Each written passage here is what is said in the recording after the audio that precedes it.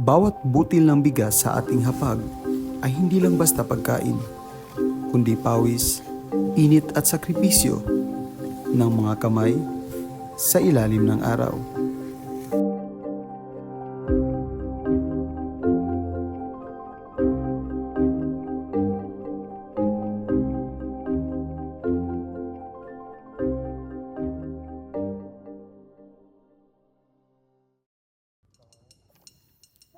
Sa likod ng mga tanyag na lawa ng Lake Cebu, South Cotabato, matatagpuan ang mga luntiang palayan na isang mahalagang bahagi ng kanilang pamumuhay.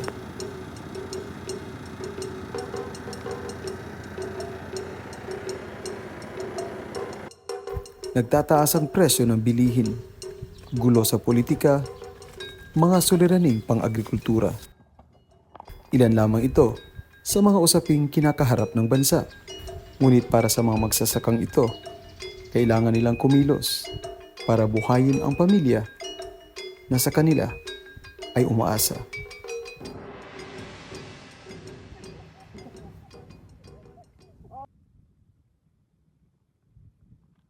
Upang makarating sa palayan, halos 3 kilometro ang nilakbay ng grupong ito ng mga magsasaka.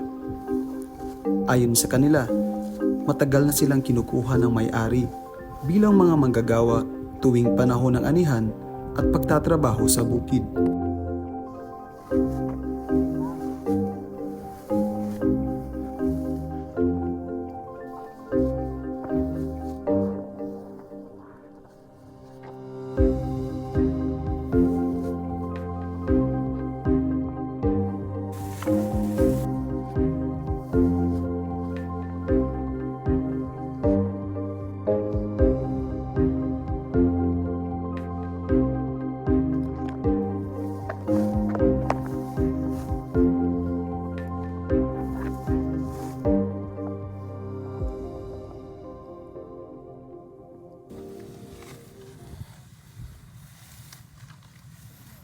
Ngayon ay buwan ng Mayo.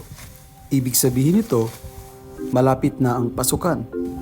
Kinakailangan ng magkakamag-anak na ito ang makahanap ng pera. Sa kanilang lugar, walang pinipiling edad o kasarian ang pagtatrabaho dahil mahirap ang buhay at kumita ng pera. Hindi biro ang trabaho sa bukid. Sa 8,000 pisong bayad kada ektarya, 18 pares ng kamay ang kumikilos para matapos ang anihan. Kung paghahatian nila ito, mahigit kumulang 444 pesos ang mapupunta sa bawat isa.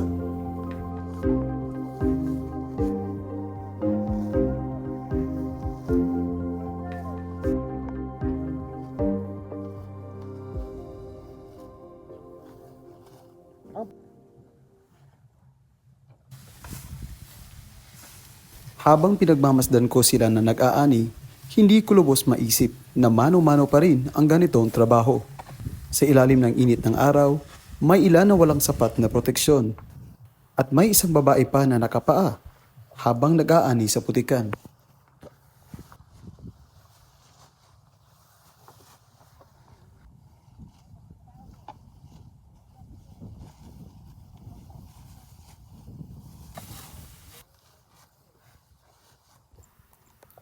Mahigit 3 oras na silang nasa gitna ng matinding sikat ng araw. Tahimik na tinitiis ang init. Sa kanilang mundo, ang oras ay hindi luho. Ito ay kabuhayan.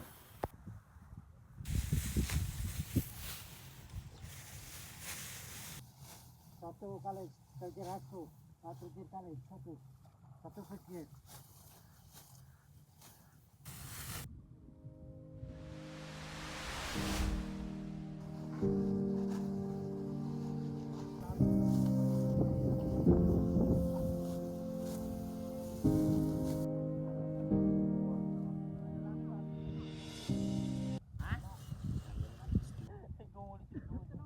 Tamnam uton. Uton mohin. Bandang tanghali, sandaling nagpahinga ang mga magsasaka para mananghalian. Ito ang tanging oras nila para mag-usap, huminga ng malalim, Yeah, dog. magdiro at makipagkwentuhan sa isa't isa. Ngunit kahit sa sandaling iyon ng pahinga, alam nilang hindi pa tapos ang kanilang trabaho.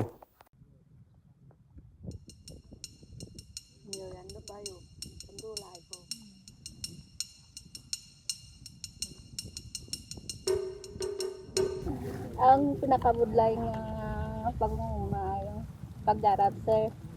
Kaya ang pag-arab abi ng may bugkos, may garab pa, tapos may gahakot. Jadi pagbata namun nang yang udah namun kan. Yun. Oh, yun. Gara Kanila mawi. libur howling. Sang una sir kay ang sang una abe waigit kabayo. Te sang una ang kuana namon kami maghakot na mga amon tapos harvest kami maghowling.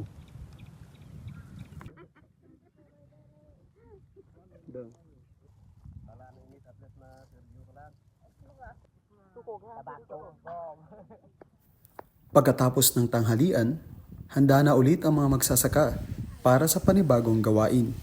Ito ay ang pagbubuhat ng mga nakagapong palay para sa susunod na proseso.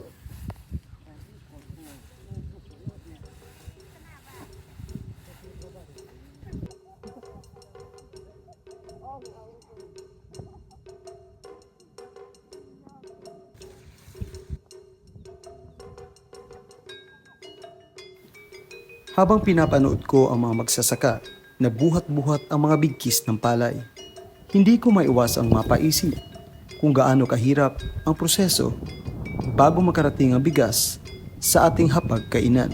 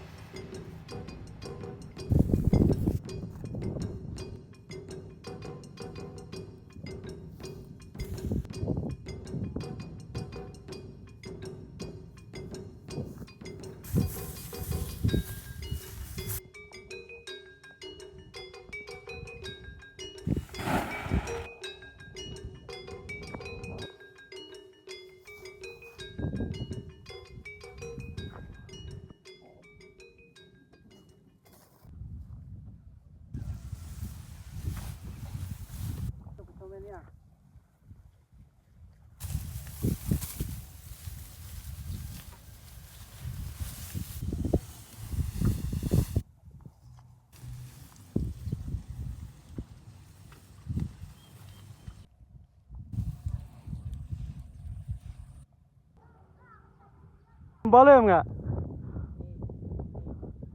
Kilo idara. Fat halai. Temno ambil ni. Mabongi. Mabongi be ni lah. Mabongi. Bolongi tumbling lah. Go.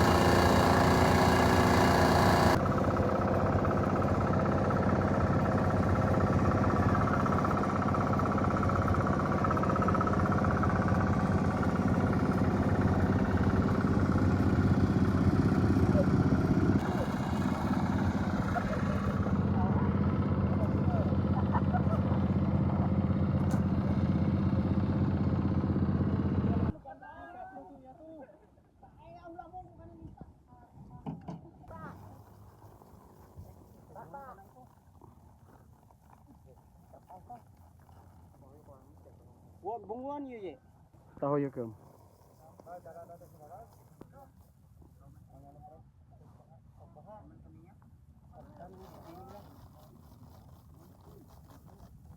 Ano na doy?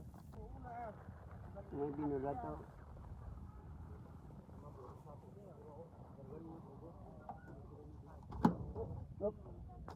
Sa kabila ng nakakapagod na buong araw na trabaho, tila hindi alintana ng mga magsasaka ang pagod. Ang ilan ay dinadaan na lamang sa tawa at biro ang mga mahihirap na sandali.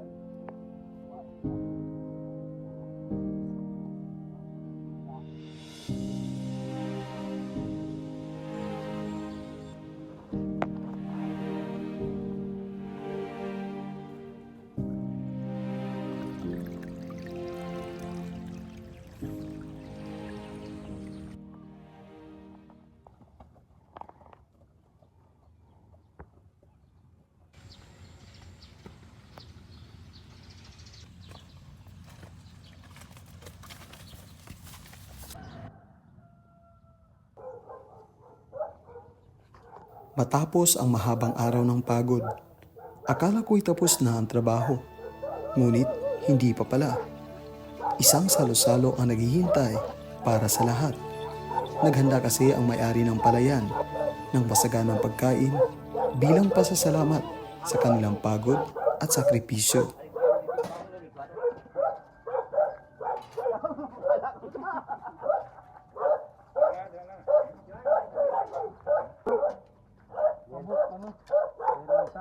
Araw?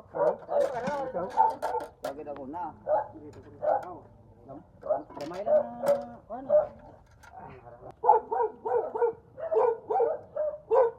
Mukha sobra ito.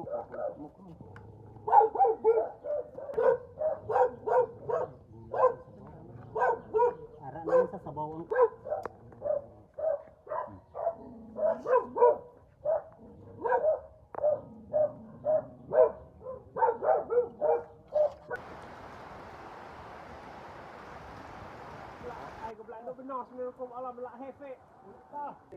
Sa wakas, natapos din ang mahabang araw sa sakahan.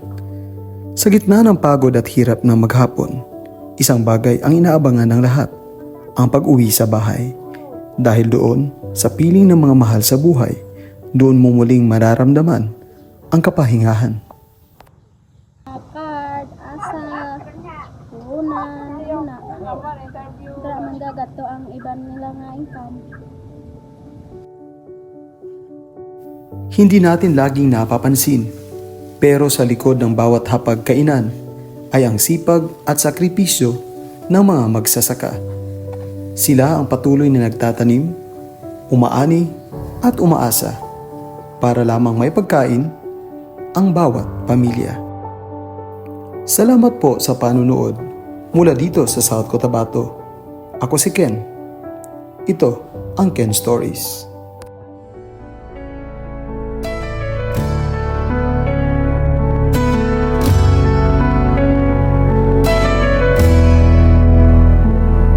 Sa bawat larawan, may kwentong tinatago. Lumalakad ang alaala sa bawat tagpo. Isang pahina ng buhay ang binubuo sa Ken Stories. Dito nagsisimula ito.